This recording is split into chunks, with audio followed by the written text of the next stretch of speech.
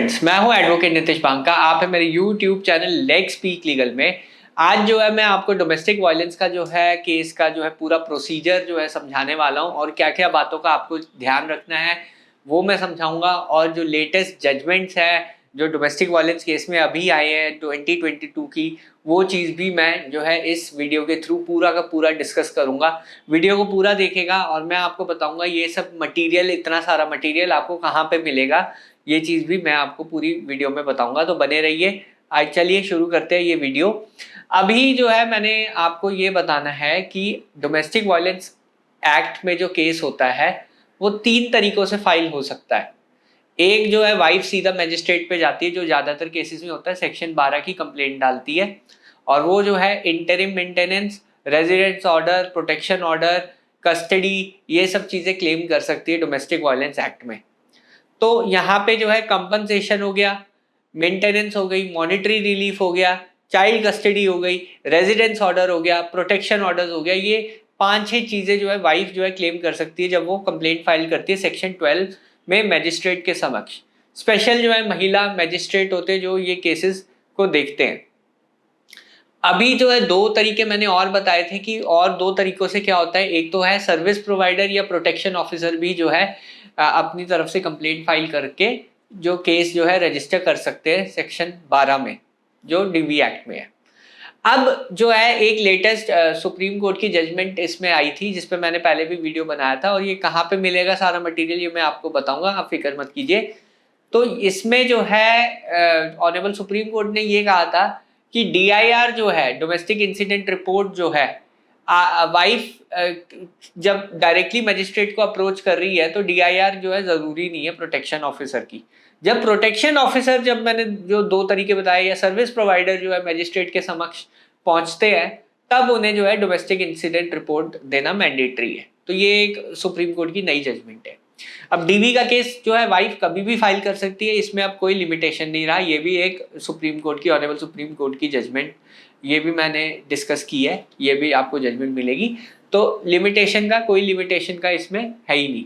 तो ये दोनों जो जजमेंट है लिमिटेशन की और जो डीआईआर की जजमेंट, ये अभी 2022 में रिसेंटली आई है। उसके बाद क्या होगा, जब मैजिस्ट्रेट जो है कंप्लेंट देखेगा, कंप्लेंट में जो है कंटेंट को पूरा देखेगा और रिस्पोंडेंट्स को जो है समन्स इशू कर देगा। अब इसमें जो है हस्बैंड और उसके रिलेटिव जो शेयर्ड हाउस होल्ड में रहते हैं, सेक्शन 2S जो है शेयर्ड हाउस होल्ड की बात करता है। शेयर्ड हाउस होल्ड यानी इकट्ठे कभी रहे हैं, उन लोगों को ही समन्स जो है इशू करेगा और उनका जो है रोल भी देखेगा कि उनका रोल क्या है, क्या क्या चीज़ें उन्होंने की है। अगर उनका कोई रोल नहीं है तो संबंध सबको नहीं इशू करेगा, कुछ लोगों को करेगा, कुछ लोगों को नहीं करेगा जिनका कोई रोल नहीं है, या कोई डिस्टेंट रिलेटिव है, या जो कोई साथ ही में नहीं रहा 2S के अकॉर्डिंग, सेक्शन 2S के अकॉर्डिंग शेयर्ड हाउस होल्ड में ही नहीं रहा। तो इसमें जो है सबसे इंपॉर्टेंट चीज़ है 2S के अकॉर्डिंग, अगर रिलेटिव जो है हस्बैंड के साथ रहे हैं तभी जो है संबंध होगा, और उनका अगर स्पेसिफिक रोल है तभी संबंध होगा, नहीं तो आप समनिंग ऑर्डर को भी चैलेंज कर सकते हो अपील के द्वारा। अब नेक्स्ट स्टेप है कि कहाँ पे जो है वाइफ जो है ये डोमेस्टिक वायलेंस का केस फाइल कर सकती है।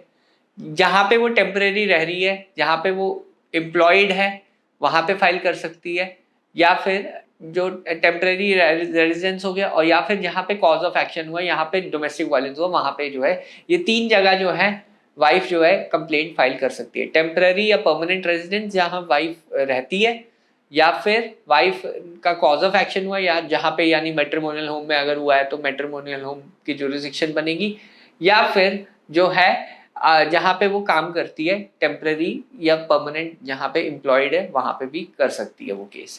तो ये 3 जुरिसडिक्शन है। सेक्शन 27 में ये जो है मेंशन है कि कहाँ कहाँ वाइफ जो है कंप्लेंट फाइल कर सकती है।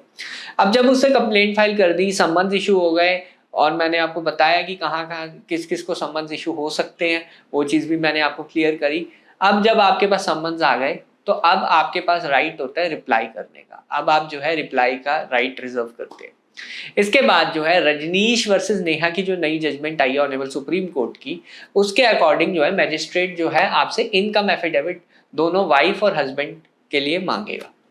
अब यहाँ पे जो है बहुत इंपॉर्टेंट चीज़ है जो आपको करनी है डोमेस्टिक वायलेंस के केस में। जब आपने रिप्लाई फाइल कर दिया, उसके बाद अपना इनकम एफिडेविट फाइल करेंगे, तो अब इनकम एफिडेविट में जो सच है वही लिखेंगे, आप डॉक्यूमेंट्री एविडेंस जो है छुपा नहीं सकते, वो जो है आपको रिवील करना ही पड़ेगा। इसके अलावा अगर आपको ये पता है कि आपकी वाइफ वर्किंग है तो कुछ डिटेक्टिव लगा के उसके बाकी के अकाउंट डिटेल्स आप जो है एविडेंस एफिडेविट में जो है लगा सकते हैं, और उसके लिए आप सेक्शन 91 की भी एक एप्लीकेशन मूव कर सकते हैं।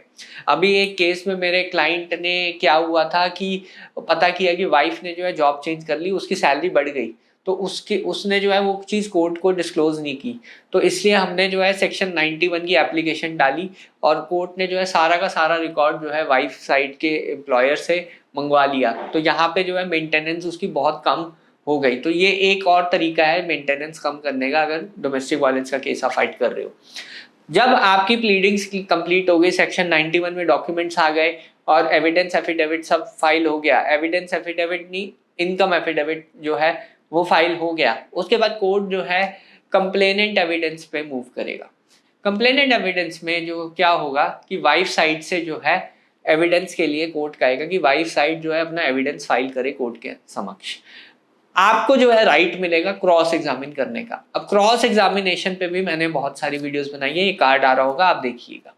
क्रॉस एग्जामिनेशन में आपको जो है कॉमन सेट ऑफ फैक्ट से कन्फ्रंट कराना है, वो चीज़ें बाहर निकालनी है जो चीज़ें उसने कही नहीं है जो आपके फेवर में है, वो सब चीज़ें आपको जो है कोर्ट के समक्ष रख देनी है कि आपकी इसमें कोई गलती नहीं है, जो गलती है वाइफ साइड की है, वो क्या गलती है, क्या है, कैसे है, वो सब चीज़ें जो है आपको कॉमन सेट ऑफ फैक्ट्स जो है क्रॉस एग्जामिनेशन में बहुत ही इंपॉर्टेंट स्टेज है, इसमें कन्फ्रंट कराना। इससे पहले कि हम एविडेंस स्टेज पे जाएं, इससे पहले जो है कोर्ट एक इंटरिम एप्लीकेशन भी डिसाइड कर सकता है सेक्शन 23 में। सेक्शन 23 में कोर्ट ये कह सकता है कि आप जो है इसमें जो है मेंटेनेंस दीजिए वाइफ को, बट अगर आपका केस नहीं बनता मेंटेनेंस का, वाइफ अगर सफिशिएंट अर्निंग है, तो वो जो है एविडेंस स्टेज पे पहुंच जाएगा केस, बट उससे पहले ये इंटरिम एप्लीकेशन भी डिसाइड होगी।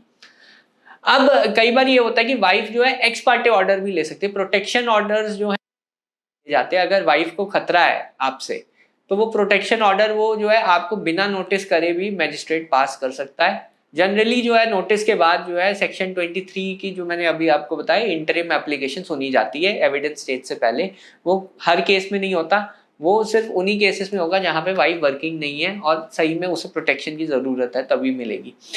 और इसके बाद जो है आपका एविडेंस स्टेज पे जैसे मैंने आपको बताया क्रॉस एग्जामिनेशन हो जाएगा। उसके बाद आपकी बारी आएगी, आप अपना एविडेंस लीड करेंगे, आपका जो है दूसरी पार्टी क्रॉस एग्जाम करेगी और फिर जो है केस फाइनल आर्ग्यूमेंट के लिए होगा लिस्ट। फाइनल आर्ग्यूमेंट में आपको जो है रिटर्न आर्ग्यूमेंट फाइल करने हैं, रिटर्न आर्ग्यूमेंट फाइल करने के बाद जो है जजमेंट होगा। अब जजमेंट में कोर्ट जो है इनकम के से रिलेटेड रिलीफ पास कर सकता है, शेयर्ड हाउस होल्ड से रिलेटेड जो है पास कर सकता है, कंपनसेशन प्रोवाइड कर सकता है, या फिर जो है कस्टडी, जो बच्चे की कस्टडी है उसके रिलेटेड ऑर्डर भी पास कर सकता है। ये सब पावर्स है जो जो उसने प्रे किया है उस हिसाब से जो है ऑर्डर पास कर सकता है, और जिस हिसाब से केस आगे बढ़ा है, एविडेंस आया है ऑन रिकॉर्ड, उस हिसाब से ऑर्डर पास होते हैं। अब यहाँ पे जो है दो चीज़ें इंपॉर्टेंट है डीवी एक्ट में। 125 में तो सिर्फ जो है मेंटेनेंस अलाउंस मिलता है, बट डीवी एक्ट में क्या होता है कि मेंटेनेंस अलाउंस और कंपनसेशन भी मिलता है। तो मेंटेनेंस अलाउंस और या मॉनेटरी रिलीफ जो है या कंपनसेशन वो दोनों अलग अलग होंगे। सपोज कोर्ट ने जो है मेंटेनेंस फिक्स किया 10,000 और 125 में आपका हुआ मेंटेनेंस 15,000 रुपये फिक्स, और इसमें जो है वाइफ को रेंटल भी मिला 5,000 रुपये, तो टोटल आपको 20,000 रुपये मेंटेनेंस देनी पड़ेगी। वो कैसे? 15,000 आपको 125 की में कंप्लायंस करना है और 5,000 रेंटल होता है, वो मेंटेनेंस से अलग होता है हमेशा। तो इस पे भी जजमेंट है, वो भी मैं आपको शेयर करूंगा। तो अब ये सारी जजमेंट्स और ये सब वीडियोस जो है मैंने एक प्लेलिस्ट बनाई हुई है, आप ये पूरी प्लेलिस्ट देखिएगा, डिस्क्रिप्शन में जो है इसका आपको लिंक मिल जाएगा। तो आपको पूरा डीवी का जो है और डिटेल में अगर आपको समझना है वो चीज़ आ जाएगी। बहरहाल वीडियो देखने के लिए बहुत बहुत धन्यवाद। अगर आपको ये वीडियो पसंद आई है तो प्लीज़ मेरे चैनल को सब्सक्राइब कीजिए, वीडियो को लाइक कीजिए। धन्यवाद, थैंक यू वेरी मच।